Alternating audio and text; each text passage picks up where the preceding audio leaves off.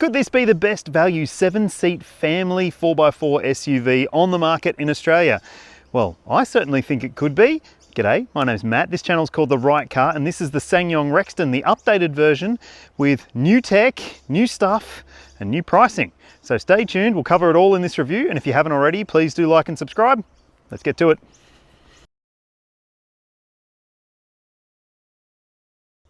The SsangYong Rexton is available with 3 different trim levels in Australia. The entry-level model is $50,000 drive away. Now that's national drive away pricing. You'll have to pay extra if you want metallic paint or accessories, obviously, but 50 grand drive away seems like a pretty good price nationwide, and it's pretty well equipped, I reckon. You do get some features that are shared across the entire model range that you do get in the base model, including full LED headlights and daytime running lights. You also get 18-inch alloy wheels, and on the inside you get those new screens. So you've got the new big 12.3-inch infotainment screen with Apple CarPlay and Android Auto. You've also got a 12.3-inch digital instrument cluster in that base model car. So it does seem to make sense. If those are the things that you prioritize, well, it seems to have a fair bit going for it. Plus, as standard, the base model comes with 4x4 underpinnings and also 7 seats. So unlike some of those competitor models, which I'll get to shortly, that come with either 5 seats or 4x2 at the base grade, this car seems to be stacked from the entry-level point. However, some things have been stripped out of the base model, which you now have to step up to the adventure grade for. Now it's $4,000 extra, so 54 drive away for the adventure grade. And those features include things like heated and cooled front seats, which you used to get on the base model as standard, as well as things like a heated steering wheel, a power tailgate, and keyless entry with walk-away auto locking. And then if you want even more features, well, you have to choose this one here, which is the Ultimate. It comes with things that you will really like, including quilted interior trim on the doors and the dashboard. You also get leather seat trim too. You also get heated outboard second row seats in this car and a sunroof as well. The Ultimate also adds a surround view camera as well. 3rd row climate control. You also get ambient lighting on the inside and privacy glass from the B-pillar back. And if you're thinking that maybe the 18-inch wheels fitted to the Ultimate do look a little bit dorky, I'd fall into the same category as you in that instance. You can get an optional sport pack for this grade, which adds 20-inch wheels and changes some of the chrome exterior trimming to shadow chrome. And instead of these silver roof rails, you get black roof rails instead. So it's sort of 60,000 bucks though. So it gets a bit expensive at the top end of this model range, but hey, there are some really good value for money offerings as alternatives, which I'm going to tell you about now. There are a few obvious alternatives when it comes to the SsangYong Rexton. The first one I will mention is the Isuzu MU-X. I think it is a really, really good 4x4 ute-based SUV. And if that's what you need, a value-focused model, well, it's not quite as good value as this in terms of the outright price, but you do get a lot of stuff for your money. So check out my full detailed review of the MU-X and you'll see which one I reckon could be the pick of the range, and maybe it will be a pick for you as well. Another option you might want to check out is the Mitsubishi Pajero Sport. Look, it's getting old now, but I still reckon that it does offer a lot of value for money. And look, there is a potential for a 10-year warranty for that vehicle, as long as you read the fine print. So it could be the right vehicle for you if you want a long-term 4x4 SUV option, and well, you want a lot of value for money as well. And finally, if you've got a little bit more money to spend, then I would recommend you go and check out a Ford Everest. I reckon it's the most impressive 4x4 SUV in the market in this space, but I also reckon it is a little bit expensive. So it might not be for everyone's budget, but it could be the best choice for you and your family. But tell me which one you would pick in the comments section below. And if you already own one of these SsangYongs, I'd love to hear from you. Tell me if you've had any issues with it or if you just love it. One thing I really like about the SsangYong Rexton is that it's not as big as some of the other 7-seat large SUVs that it competes against. It's about 4.8 meters long, so it's actually not that much longer than most mid-sized SUVs. And look, I reckon it looks pretty good in terms of the proportions.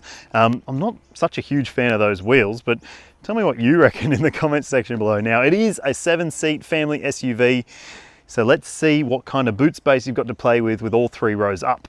Now, this grade of the Rexton comes with an electric tailgate, and so does the mid-spec model. And I think that that is a really family-friendly feature. Also pretty family friendly is the amount of boot space in here. It's not the best, but look, you've got this little handy shelf here, so you can remove that. If you don't want that in the way, then you've got a fair amount of space behind the third row seats. But this comes in handy when you do lower those third row seats, so let me do that now. Now, they've got the pull tab system, not handles like I prefer, but I don't like these because when you fling them forward, those tabs can just disappear at times. But the good thing about this SUV is that, see, like I said, you've got this shelf system and it means that you've got a flat load space if you are going to use it as a 5-seater primarily. If you don't want that, you can take this out and you still get a fair amount of space in there. And what's really, really great about the Rexton is that underneath the boot floor, you will also find that there is a full-size alloy wheel as well. Now, one thing that stands out straight away when you sit in this cabin and you get to know this vehicle, it doesn't have wireless Apple CarPlay and Android Auto. So you've got to have your phone plugged in all the time. And I mean, it's a bit messy to always have your phone sort of sitting here or taking up space. And also, there's no wireless phone charger. So it's just not as up to date or as high tech as some of the other vehicles in this class in that regard. But I'll tell you what, the addition of this new screen has made a difference to this cabin, because the previous version, the screen was a bit of a letdown. Not necessarily because of the software or anything, just because it was quite prone to copping glare. So you couldn't really see what was going on the screen in some situations. Whereas in this car, the new version, you do have a much better interaction with this screen. So it's a bigger tablet style screen, 12.3-inch Apple CarPlay and Android Auto wired, as I mentioned. There's not much else going on with the screen beyond smartphone mirroring technology. It's pretty basic, but there is radio, of course. So look, it also doubles as a display for your climate controls, which are down here. And thankfully, there's a full bank of buttons for these controls. Now, they're not buttons, they're sort of touch sensitive adjusters, you might want to say. And you've also got temperature and fan control and a recirc button. So all of the quick functions that you might want to get to quickly are there. And I really love that because it means you don't have to muck around so much through the screen. Now, down below this climate bank, you've also got the heated and cooled seat controls for the front seats, and also a really nice feature that you also see in some other Korean luxury SUVs is this adjuster for the front passenger seat. So if you've got people in the back and you want to give them a bit more room, you can do that by using these toggles on the front seat edge, which is really handy. So look, I reckon it does have this really nice feel to this cabin, and I like the fact that it's got practicality on its side as well. Apart from no wireless phone charger, you do have a little storage cubby here. These cup holders also have a cover on them if you're not using them for a phone. Yeah, a bit annoying. There's a center covered console bin here. You've got bottle holders in the doors as well, and soft armrests and soft elbow pads everywhere. So it does feel like you're getting a pretty high-end experience, and that is even highlighted further with this 12.3-inch digital instrument cluster, which has a really nice, clean, crisp look to it. And there's a few configurable screens that you can jump through on the screen here. And look, I love the fact that also this steering wheel doesn't feel quite as hard to hold as the Musso, which I did a review of recently. Check it out if you want to. And it's got a few more controls and different controls on the steering wheel as well. It looks pretty classy. It's a bit of a weird shape and it's quite big, but I think that it does at least have some element of niceness to it because it's a bit nicer to hold than the Musso's one. You've also got memory settings for the driver's seat in this spec as well. And yeah, everything is logical. There's logical controls placed everywhere. The shifter is better than the Musso's one as well, although it does take a little bit of getting used to because unlike some other E-shifters, they're called, it does have a button on the side that you have to press to shift, whereas other vehicles now are moving to a thing where you don't press it and you only press the button on the side if it's manual mode. Anyway, I'm getting a bit distracted. It's pretty nice in here. Let's check out the second row. Now let's talk about second row space in the Rexton. So this seat is set for my driving position at 182 centimeters or 6 foot. And I've got enough knee room and foot room, good headroom as well. I could fit myself 3 times across the back here, so it is a pretty accommodating second row seat in terms of width, and it's also got a flip down armrest with cup holders and a little storage cubby, which is nice to see. And you've also got things like map pockets on the seat backs. You've got directional air vents here, a couple of USB-C ports and a 12-volt port, a little storage tray there, a pretty flat floor as well for a purpose-built 4x4 model. And you've also got ISOFIX points in the window seats and 3 top tether points for this second row too. Now, when it comes to this second row, one thing that isn't as good as it could be is the fact that you can't slide these seats. They are just fixed in place, and that's because it's designed to offer better third row access. Let's do that now so I can give you an idea of how easy or not it is. I find that it's not as clever as it should be. Some other vehicles in this class have much cleverer tilt and slide systems or fold and slide. This one, you can fold it down easy enough, right? But then if you want to tilt it, it doesn't go anywhere because the driver's seat is set to my position. So I guess I'm going to have to go forward, move the driver's seat and then come back. Just give me a sec.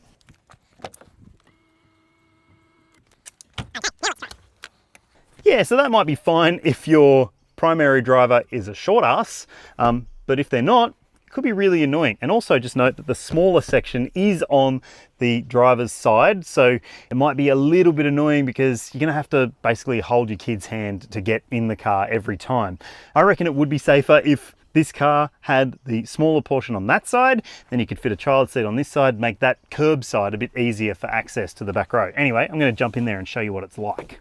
All right, so here we go. In the very back row, I've raised this seat or moved it forward so you've got a better view of what's going on back here. I'm just going to pull this seat back down and pull this seat back up.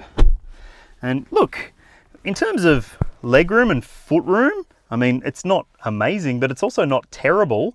I like the fact that you've got a pair of lights back here to make things a little bit brighter and a little bit more airy, because otherwise it's kind of boxed in, and if you have a kid who's maybe more prone to car sickness, they might not be the best third row occupant. Thankfully there are a set of vents back here and also a fan controller, which is great to see, but you don't get things like reclinability to the seats, so you're basically lying back all the time, which isn't fantastic.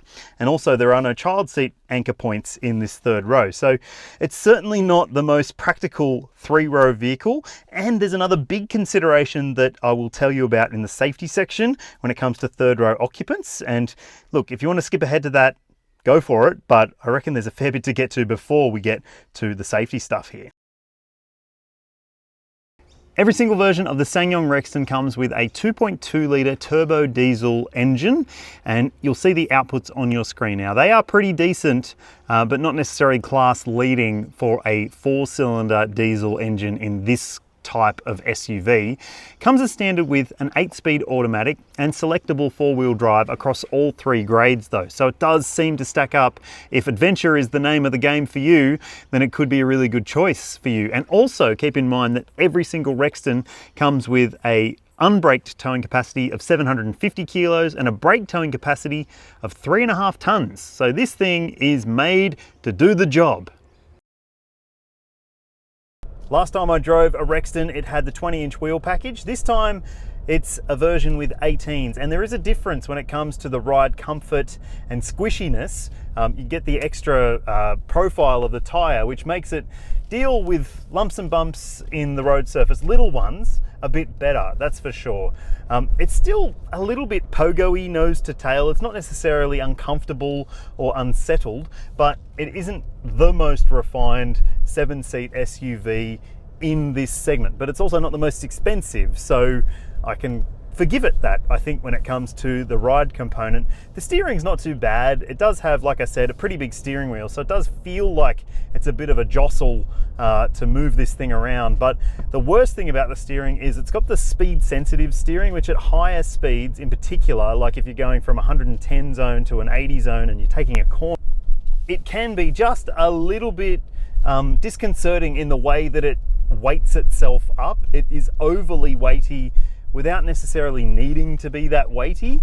But yeah, I mean, it is a big 4x4 SUV with serious underpinnings. So I mean, it's not supposed to be the BMW X5 of this world when it comes to the drive experience, but maybe it could just be fine-tuned to be even better than it currently is, in my opinion.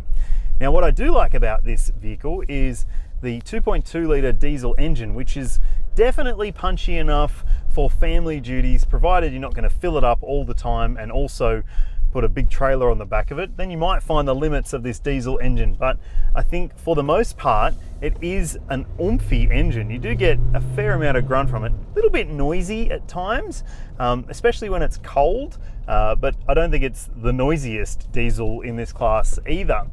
And also the automatic transmission does a pretty good job in most situations that I've experienced. Look, I didn't do off-roading or towing as part of this test, but maybe it wouldn't be quite as good in those sorts of situations. But hey, you've got paddle shifters. If you want to take matters into your own hands in this top spec version, then you can. And look, I haven't needed to while I've been driving this car. I reckon it's pretty good. And on the whole, that's the theme here. It's pretty good. There's maybe a little bit of road noise to contend with at higher speeds, as well as the diesel engine making a bit too much racket at times. But I reckon if you do end up going for something like a Ford Everest, you're going to feel the difference. But compared to the MU-X's and Pajero Sports of this world, this thing stands up, and it stands up pretty tall, I reckon. Rightio, let's talk about fuel consumption for the SsangYong Rexton. On your screen now, you'll see the official combined cycle fuel economy figure. That's what you should be able to achieve across a mix of different driving scenarios. It's the official figure. And look, I didn't get quite that good a number on my test, which involved a mix of real world driving, the usual urban runaround stuff, also daycare drop-offs, and a few trips in and out of the city as well. So I reckon on the balance of those different driving scenarios, the figure that you see on your screen now is not too bad for a family 7-seat 4x4 SUV. What do you think? There is no ANCAP or Euro ANCAP safety rating for the SsangYong Rexton, so don't go expecting me to do a crash test for you, but it does seem to stack up when it comes to standard safety technology and equipment in this car. So as standard, you've got autonomous emergency braking. There's also a blind spot monitoring system and rear cross traffic alert, a reversing camera and parking sensors. You also get a lane departure system, but not active lane keeping assistance, which I didn't really miss. I just switched the lane departure warning off anyway every time I drive this car. But what I did miss is the lack of adaptive cruise control. So it's just got standard cruise control, which isn't as technologically forward-minded as some other SUVs in this class. Now, when it comes to airbag coverage, you've got dual front side, driver's knee and curtain airbag coverage in this vehicle, but keep in mind that the third row area is not covered for airbag coverage. It might be a bone of contention. Some people tell me that it is definitely, but it's not. I've checked with SsangYong, they've checked with Korea, and it's not. So keep that in mind. If you are planning on using this as a permanent 3-row vehicle, it may not be the safest choice for you, but I still think that it does stack up pretty well from the safety perspective. If you want a 7-seater and you're into the number 7, you're going to really like this vehicle because it comes with a 7-year unlimited kilometre warranty. There's also 7 years of roadside assistance, and there's even a 7-year cap price servicing plan. Thankfully, the intervals aren't every 7,000 k's, it's every 12 months and 15,000 kilometres, but the cost is pretty good. Over the first 7 years, the average price is $375 per visit. So that seems to stack up pretty well. And also, if you plan to buy a SsangYong for business purposes, whether it's just for work or if you plan to drive for Uber, keep in mind that there are no exclusions for the warranty for a SsangYong. So if you do unlimited Ks in a shorter period of time, you're still covered, which is really good to see. I still reckon that the SsangYong Rexton offers huge value for money for those who are looking for a 7-seat 4x4 SUV. Those prices have crept up quite a bit over the years, and now we're at mainstream competitor levels when it comes to pricing. It might not make as much sense as it used to, but at least it's still got a 7-year warranty, and I reckon it's still a pretty good thing to live with. But tell me what you think in the comments section below. Would you choose one? And if you have already, hit me up. I'd love to hear from you. And also, if you haven't already, please do like and subscribe, and I'll see you in the next one.